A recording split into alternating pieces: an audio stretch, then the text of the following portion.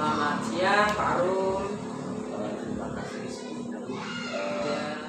Maksud kedatangan saya di sini untuk Ibu, yaitu saya akan mengadakan wawancara yang berkaitan dengan pengambilan keputusan dengan terima edukasi. Oh, ini siap. Ya. Siap. Sebagai pertanyaan yang pertama ini, selama ini bagaimana Ibu mengidentifikasi kasus-kasus yang merupakan etika atau rujukan moral di dalam sekolah itu? Oh iya, terima kasih. Kami apabila terjadi suatu kasus pada peserta didik, maka dilema etika perlu penanganan khusus, yaitu melalui koordinasi guru kelasnya masing-masing, dan kepala sekolah. Karena kepala sekolah tidak bisa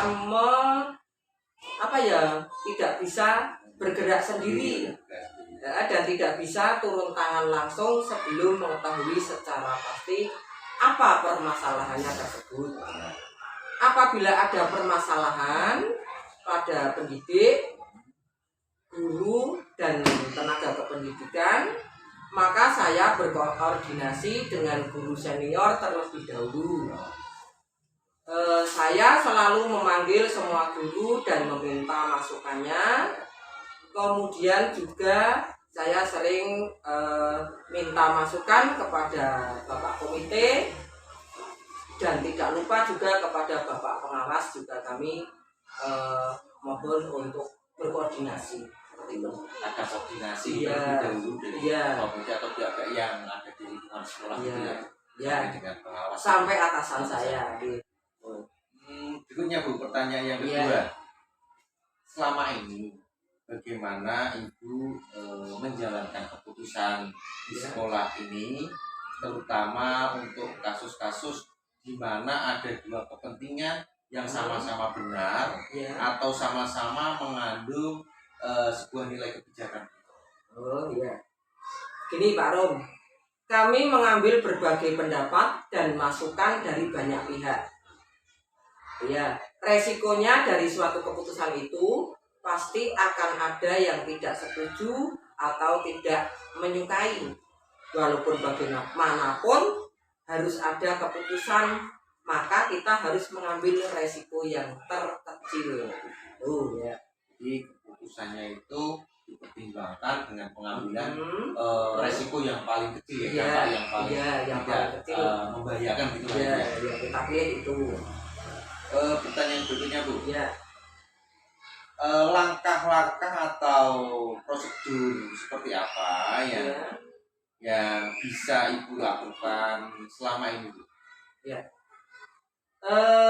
Langkah-langkah yang kami lakukan yaitu strateginya adalah seperti yang disampaikan tadi, kita berkomunikasi dengan yang lain, mengambil resiko yang paling kecil, dan prosedur yang diambil sesuai aturan.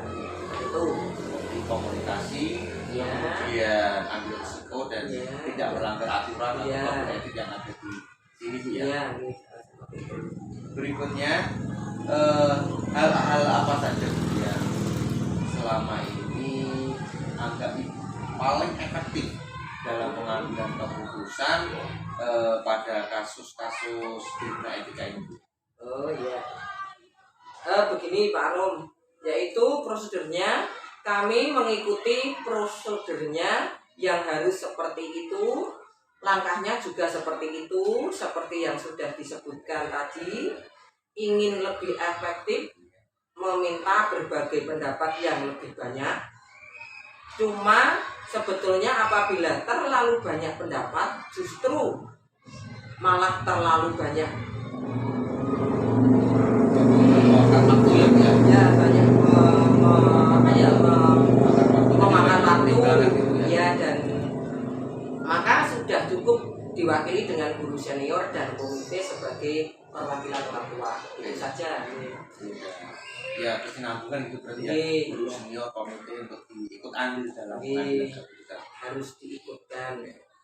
berikutnya Bu, Oke. hal apa saja yang selama ini merupakan menjadi tantangan dalam pengambilan keputusan pada kasus dilema etika Bu? Ya. Begini Pak Rum, sebetulnya yang paling menantang itu untuk tenaga pendidik dan kependidikan. Saya tidak berbicara yang lain, tapi masalah kesejahteraan. Ya, sampai saat ini ya, sudah sesuai UMR. Namun guru dan karyawan masih jauh di bawah UMR. Bagaimanapun ujung tombak pendidikan itu para guru. Ini guru yang honorer belum sejahtera. Permasalahannya bagaimana agar guru honorer bisa paling tidaknya setara dengan UMR di daerah kita, seperti itu. Tantangan bagi kepala sekolah seperti itu. Tentang Kesejahteraan, ya kesejahteraan ya. PNS itu Ya honorer ya, masih gajinya belum sesuai dengan UMR. Iya, masih masalah bekerja, kalau enggak mengusahakan sampai dengan UMR itu kan. Ya, kalau tidak seperti itu. Selanjutnya Bu, Oke.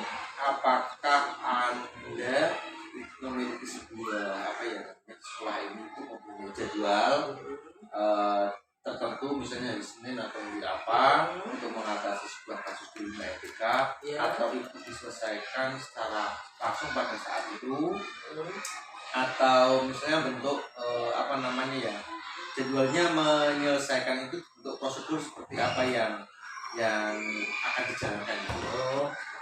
Kalau untuk itu Pak Arom tidak ada jadwal tertentu ya. Yang penting bisa diselesaikan dengan baik ya. Seperti yang tadi saya sampaikan, ambil resiko yang terkecil. Nah, itu penyelesaiannya tidak berupa dijadwal. Tidak dijadwal kan tidak mesti ada sih. Ya, gitu. Oke, pertanyaan ini yang berikutnya Bu, pertanyaan ya. Adakah seorang atau faktor-faktor yang selama ini mempermudah untuk membantu dalam pengambilan keputusan dalam kasus dilema etika ini? Ya, tentunya ya ada Pak Rum ya. Yaitu bantuan dari berbagai pihak yang telah membantu kami. Kalau saya mengambil panutan pada Rasulullah, bagaimana beliau selalu dihadapkan banyak masalah, dan saya berinspirasi dengan hidup beliau yang banyak hikmah dan setiap kehidupannya. Itu saja Pak Rum. Bagus ya. Ya. Oke, pertanyaan terakhir ini Bu. Ya. Dari semua hal yang telah Ibu sampaikan tadi, pembelajaran apa yang dapat Ibu petik atau didapatkan dari pengalaman Ibu yang sekian banyak ini untuk mengambil sebuah keputusan dilema etika? Ya, saya belajar dari berbagai pengalaman, Pak Rom, sehingga jangan sampai suatu kejadian itu terjadi kembali. Kita boleh sesekali mengambil teori, namun kita tidak bisa pukul rata suatu kejadian itu. Kalau teori kan berbeda dengan praktek di lapangan, Pak Rom. Teori itu mudah, tapi prakteknya yang sulit. Seperti itu ya. Jadi semuanya itu sudah mengambil keputusan pengambilan yang paling kecil ya. Berkoordinasi dengan lingkungan. Sampai dengan Oh ya, Pak Pengawas sudah harus. Dan tadi yang menjadi perdebatan sini itu kesejahteraan yang paling menjadi permasalahan. Oke Bu, terima kasih atas waktunya. Selebihnya mohon maaf telah mengganggu pekerjaan Ibu, dan saya ucapkan terima kasih atas waktunya Ibu. Terima kasih. Sama-sama Pak Rum, mudah-mudahan diberikan kemudahan.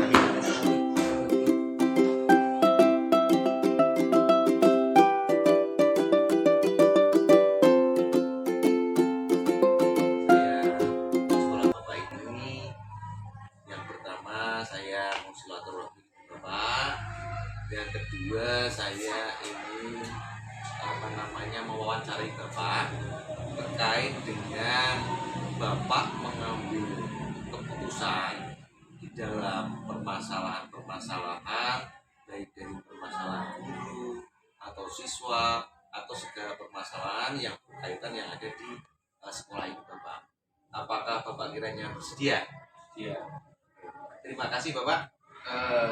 Sebagai pertanyaan yang pertama ini, Bapak, selama ini bagaimana Bapak ini dapat mengidentifikasi kasus-kasus yang merupakan dilema etika atau rujukan moral, Bapak?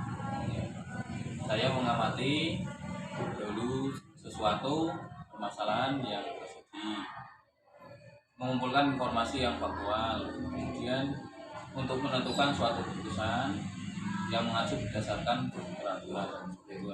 Berarti pertama Bapak mengidentifikasi masalah dulu ya, Pak ya. Jadi permasalahan itu diamati, terus kemudian Bapak mengambil sebuah keputusan yang berdasarkan peraturan, Pak ya. Oke, Pak, pertanyaan yang kedua, Pak. Selama ini bagaimana Bapak menjalankan pengambilan keputusan di sekolah, terutama untuk kasus-kasus di mana ada dua kepentingan yang sama, kemudian benar-benar mengandung nilai kebajikan, Bapak? Dalam pengambilan keputusan harus selalu kembalikan pada semuanya, baik untuk setiap pengambilan keputusan yang saya putuskan, saya akan menjalin hubungan dengan rekan sejawat, kemudian memastikan bahwa keputusan tersebut benar-benar dipahami dan selalu ada alasan yang dibalik suatu kejadian tersebut. Oke, Pak. Pertanyaan yang ketiga ini, Pak, langkah atau prosedur seperti apa yang bisa Bapak lakukan selama ini, Pak? Yang pertama, saya akan mencari informasi terlebih dahulu. Apabila saya akan ke lapangan, saya turun langsung untuk mewawancarai dari berbagai pihak. Lalu setelah itu saya menganalisis untuk diambil keputusan yang terbaik. Jadi mengamati, terus dianalisis, terus diambil keputusan gitu ya. Pertanyaan berikutnya, Pak, hal apa saja selama ini yang merupakan tantangan dalam pengambilan keputusan kasus-kasus dilema etika, Pak? Ya, kalau saya merasa suatu pengambilan keputusan itu efektif apabila dilakukan dengan spontanitas, itu yang tergantung objek permasalahannya.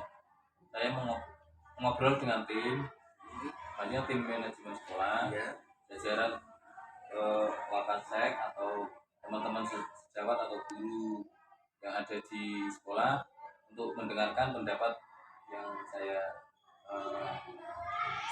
saya dapatkan untuk supaya ada keputusan bersama. Selanjutnya, Pak, hal apa saja yang selama ini merupakan tantangan dalam pengambilan keputusan dalam kasus-kasus dilema etika, Pak?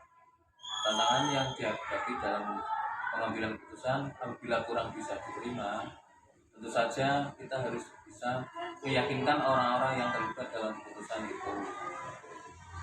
Selanjutnya, Pak, apakah Bapak memiliki sebuah tata kelola atau jadwal tertentu dalam sebuah penyelesaian kasus dilema etika? Apakah Anda langsung menyelesaikan di tempat itu atau memiliki sebuah jadwal untuk menyelesaikan bentuk atau prosedur seperti apa yang Bapak jalankan? Kalau saya sih tidak ada jadwal tertentu, pokoknya apabila diselesaikan dengan baik dan bisa mungkin terselesaikan dengan baik dan tidak terlalu lama. Oh gitu. Dari Bapak tadi, adakah seseorang atau faktor-faktor yang selama ini mempermudah atau membantu Anda dalam pengambilan keputusan dalam kasus-kasus dilema etika, Pak? Kalau faktor-faktor yang memudahkan itu adalah berasal dari guru-guru itu sendiri dan ya warga sekolah itu sendiri yang dapat menjalankan faktor tersebut. Jadi ada kolaborasi ya Pak untuk menyelesaikan ya, musyawarah dalam sekolah dalam. Pertanyaan berikutnya Pak, dari semua hal yang telah disampaikan tadi, pembelajaran apa yang dapat Anda petik dari pengalaman Anda dalam pengambilan keputusan di UPN? Nah, itu pengalaman adalah guru yang terbaik yang kita pedomani. Kita belajar dari berbagai kejadian untuk setiap kasus bermasalah yang terjadi di lapangan untuk demi kepentingan bersama. Bersangkutan secara langsung ya. Satu hal yang terima kasih atas waktu yang diberikan pada hari ini dan sampai ketemu di lain waktu. Terima kasih Pak.